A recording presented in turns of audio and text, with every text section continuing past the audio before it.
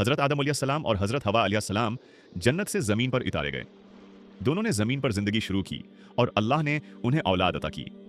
आदम अलैहिस्सलाम के हर हमल में एक लड़का और एक लड़की पैदा होती थी और अल्लाह का हुक्म था कि एक हमल की लड़की की शादी दूसरे हमल के लड़के से होगी ताकि नस्ल इंसानी आगे बढ़े। यही शरीयत आदम थी। काबिल और हाबिल दोनों जवान हो गए। हाबिल का पेशा बिकरियां और जानवर पालना था। वो नरम दिल, फर्मा बरदार और मुत्की था। काबिल खेतों में खेती बाड़ी करता था, लेकिन उसके दिल में सख्ती और नाफरमानी थी। वक्त आया कि दोनों भाई अल्लाह के हुजूर कुर्बानी पेश करें। उस वक्त कुर्बानी यूं कबूल होती थी कि आसमान से आग आती और जिस कुर्बानी को छू लेती वो कबूल हो जाती। हाबिल ने अपने जानवरों में से बेहतरीन, सेहतमंद और पसंदीदा बकरी कुर्बान की।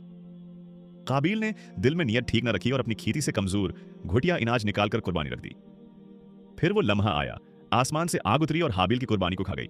उस तरह उसकी कुर्बानी कबूल हो गई। काबिल की कुर्बानी जो कि तू पड़ी रही। यही वो मकाम था जहां काबिल के दिल में सख्त हसद और जलन पैदा हुई। साथ ही दूसरी आजमाइश भी खड़ी हुई।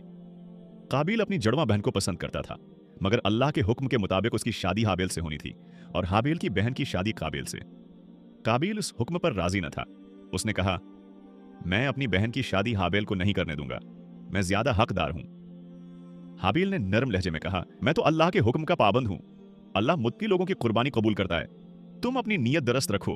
अगर तुम मुझे कत्ल करना चाहोगे तो भी मैं हाथ नहीं उठाऊंगा। मैं अल्लाह से डरता हूं। काबिल ने हाबिल की उस नरमी को कमजोरी समझ लिया। हसद बढ़ता गया, गुस्सा बढ़ता गया। हती कि वो फैसला कर बैठा कि मैं हाबिल को कत्ल कर दूंगा। एक दिन मौके मिला, वो हाबिल के पीछे गया और उसे कत्ल कर दिया। ये इंसान की तारीख का पहला कत्ल था।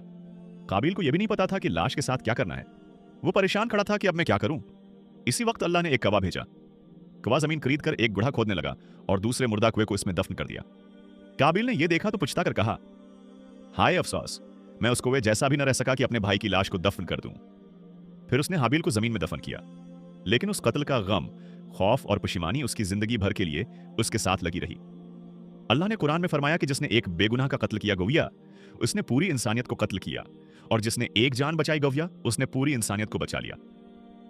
यह वाकया हमें सिखाता है कि हसद इंसान को कहां से कहां पहुंचा देता है, यहां तक कि अपना भाई भी दुश्मन लगने लगता है, और अल्लाह की नाफरमानी इंसान को अंधेरे में धकेल देती है।